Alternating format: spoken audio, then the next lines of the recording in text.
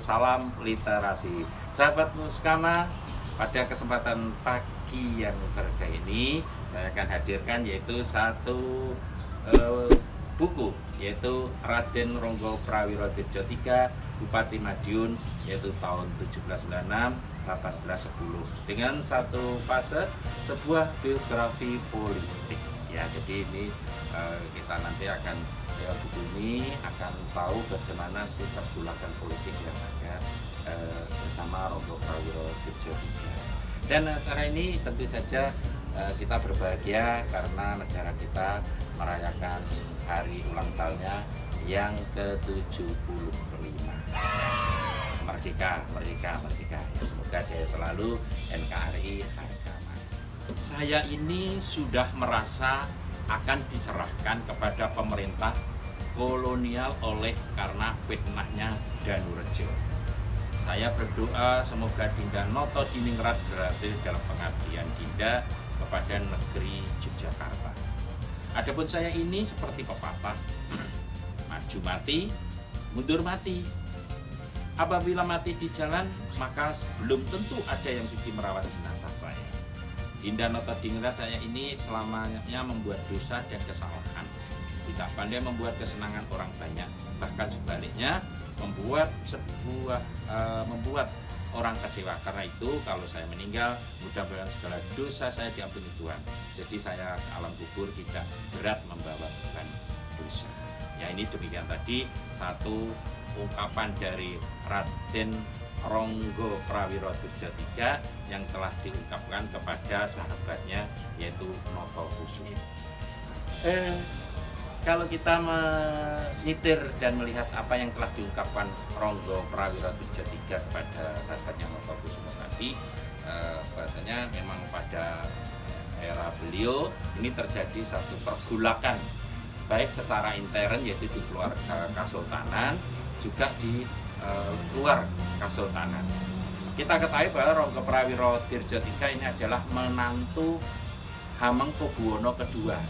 Jadi Hamengkubuwono II ini punya istri, ya, punya putri maksud saya, ya ada 3 ya, cantik-cantik ya. Tapi yang paling cantik ini Gusti Kanjeng Ratu Maduretno ini dinikahkan dengan Ronggo Prawiro Dirjo III. Nah, memang sudah menjadi satu fakta sejarah di sebuah keraton ini mesti ada satu konflik ya di situ, entah karena konflik pribadi, entah perebutan kekuasaan, perebutan pengaruh dan lain sebagainya. Demikian juga di Kasultanan Jogja pada era Hamengkubuwono II.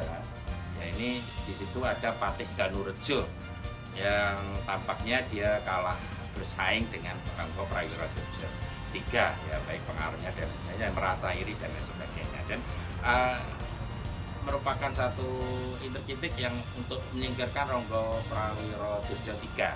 Ya, ini. Nah, dalam hal ini Ronggo Prawiro Dirjo III juga seorang bupati di Madiun, juga Bupati Wedono Brangwetan. Artinya dia juga membawai 14 kabupaten yang ada di mancanegara. Ya.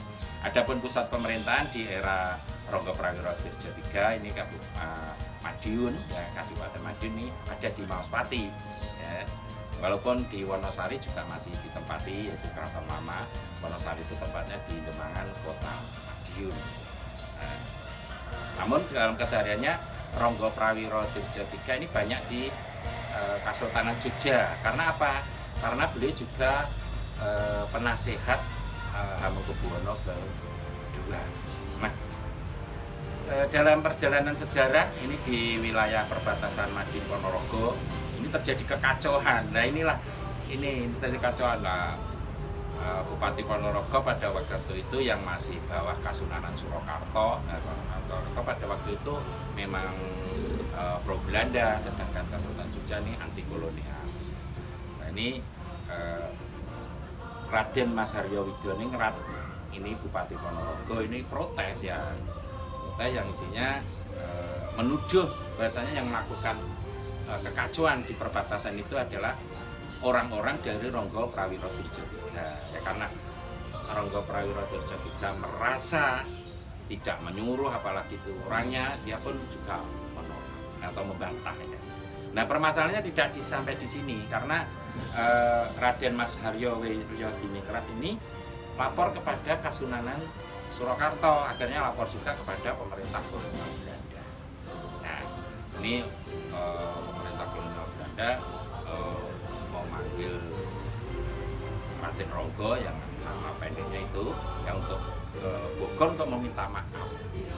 Nah, ini permasalahan tidak sampai berhenti di situ ya, karena pertentangan Raden Ronggo Prawiro Dirjo ini juga bisa muncul mulai dari hadirnya Dendels ya. Jika memang dia juga dan orang tuanya memang anti kolonial Belanda ya, apalagi dengan hadirnya Dendels memimpin Hindia Belanda ini membuat satu aturan protokoler di keraton yang tidak diterima oleh Sultan Hamengkubuwono dan juga Ronggo Prawiro Dirjo III. Ini akhirnya dari ini terus berkembang ya, satu pertentangan yang terbuka antara Ronggo Prawiro Dirjo III dengan pemerintah kolonial. Situasi yang demikian ini oleh lawan politiknya yaitu Patih Danurejo dimanfaatkan. Ya, dimanfaatkan. Tahu kalau si Ronggo Prawiro Dirjo itu dipanggil ke Bogor untuk minta maaf ke sana. Nah, dia memanfaatkan yaitu ada Raden Pringgokusumo dan Ngabei Pusporono. Ini sahabatnya Ronggo Prawiro Dirjo III. Ini diprovokasi ya. Jadi kalau Ronggo Prawiro Dirjo III tuh kalau bisa kamu jangan sampai ke Bogor. Itu makanya diprovokasi begitu. Peralat lah gitu. Betul, kebetulan Ronggo Prawiro Dirjo III ini minta nasihat pada Raden Pringgokusumo dan Ngabei Pusporono dan akhirnya mendapat masukan yang sama itu tadi, yaitu untuk tidak pergi ke Bogor, sebaiknya keluar saja dari Kasultanan Jogja. Nah, menurut Ronggo itu dia sahabatnya dia ngikut aja, nggak taunya kalau si Raden Pringgokusumo dan Ngabei Pusporono sudah diperalat oleh Patih Danurejo lawan politiknya tadi. Akhirnya Ronggo Prawiro Dirjo III action. Nah, Ronggo Prawiro Dirjo III maksudnya minta petuah pada Raden Pringgokusumo dan Ngabei Pusporono itu karena dia sahabatnya. Bagaimana saya mendapatkan panggilan dari company dari Belanda ya untuk ke Bogor minta maaf dan lain sebagainya. Nah, ternyata dua sahabatnya itu sudah diperalat oleh Patih Danurejo. Yang isinya nggak usah ke sana, nanti kamu pasti ditangkap, di penjara dan akhirnya dibuang gitu. Nah, pendapatnya itu diterima. Akhirnya Raden Ronggo Prawiro Dirjo III tidak jadi ke Bogor ya, tidak balik ke sana, akhirnya dia pulang ke Madiun. Nah, selama perjalanan pulang ini melewati daerah-daerah yang bawah zon Kasunanan Surakarta yang bawah pengaruh Belanda ini tuh melakukan pengerusakan dan lain sebagainya. Nah, gitu. Nah, berikutnya ini di Keraton atau di pusat pemerintahan yang di Wonosari ini Gusti Kanjeng Ratu Maduretno ini tinggalnya di sana ya.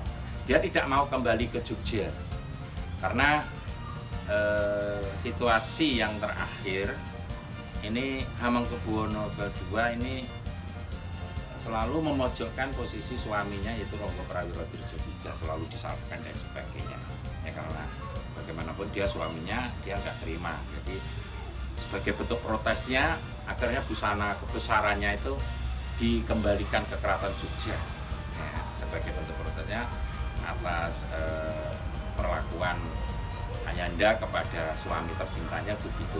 Nah,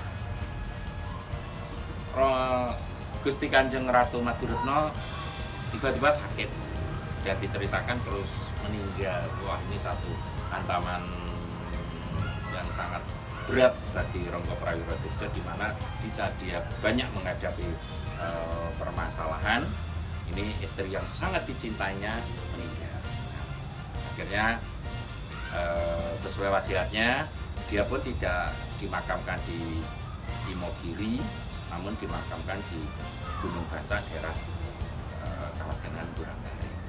Ini Ronggo Prawiro Dirjo sendiri yang memakamkan dan dia berhari-hari menangis di pusara istrinya ya, karena dia sangat mencintai sekali istrinya itu. Namun atas saran dari ulama sebagai guru spiritualnya yaitu Kiai Kalilah diberi saran untuk tetap sabar dan sebagainya, Ronggo Prawiro Dirjo bisa kembali bangkit. Nah, permasalahan tidak berhenti sampai di situ. Nah, pergolakan terus berjalan.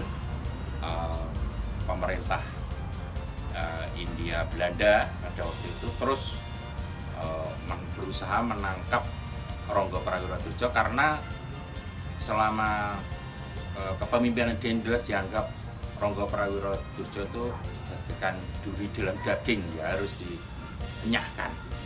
Akhirnya pemerintah Belanda menekan Hamengkubuwono II yaitu Nabinanda mertuanya ya, untuk menangkap Ronggo Prawiro Dirjo. Berkali-kali tidak berhasil ya. Jadi memang Ronggo Prawiro Dirjo III ini memang pengpengan ya, jadi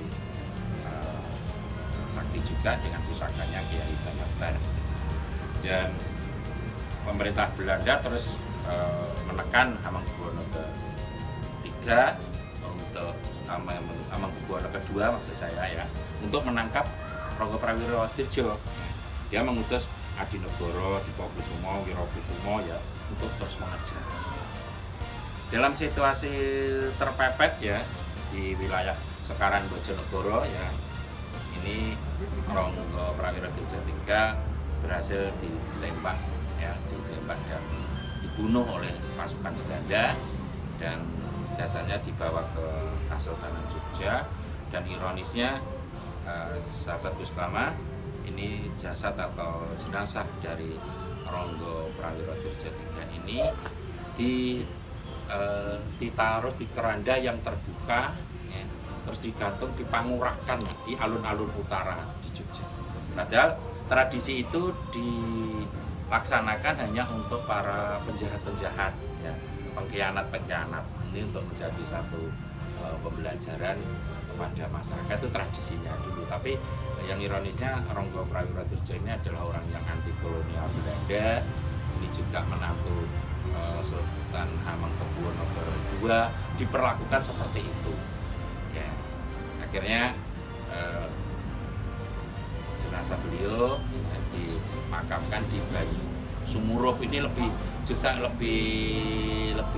apa ya, mengherankan lagi karena Banyu Sumurup ini juga untuk makam untuk para penjahat-penjahat itu. Nah, ini yang Sumurup. Namun pada tahun 1957 itu oleh Hamengkubuwono yang ke-9 ini, makamnya ini dipindah ya, dipindah dari Banyusuwur ke wilayah Gunung Bancak, Kawedanan, Wulandari, karena Hamengkubuwono ke-9 sangat menghormati Raden Ronggo Prawiro Tirja III dan ingat pesannya beliau, bahasanya dia ingin sumare atau ingin dimakamkan di samping istri yang sangat dicintainya. Maka pada waktu itu tahun 1957 jenazahnya dipindahkan dan dimakamkan di samping istri yang sangat dicintainya, yaitu Gusti Kanjeng Ratu Mangkuretno di Gunung Bancak, Kawedanan Wulandari. Nah, ini satu perjalanan yang Ronggo Prawiro Tirja III, Bupati Madiun yang ke-16, yang di mana dia memang anti kolonial Belanda, dan di sana terjadi konflik-konflik politik kepentingan, akhirnya meninggal dengan sangat gagah berani, dan akhirnya dimakamkan di wilayah Gunung Bancak yang situasi yang terakhir demikian. Satu pesan moral ya bagi kita semuanya, khususnya warga masyarakat Kabupaten Madiun, bahasanya bupati-bupati yang pernah memimpin Madiun di era kolonial Belanda ini kesemuanya adalah anti kolonial Belanda, dan mereka juga berjuang-berjuang seperti telah dicontohkan oleh Ronggo Prawiro Tirja III ya. Saya kira ini yang bisa saya sampaikan. Untuk lebih jelasnya silakan membuka bukunya Raden Ronggo Prawiro Tirja III, yaitu sebuah biografi politik. Ini ada di Dinas Perpustakaan dan Kearsipan Kabupaten Madiun, tepatnya di Jalan Bali nomor 3 di wilayah Caruban ya. Silahkan. Oke, sampai di sini. Salam literasi.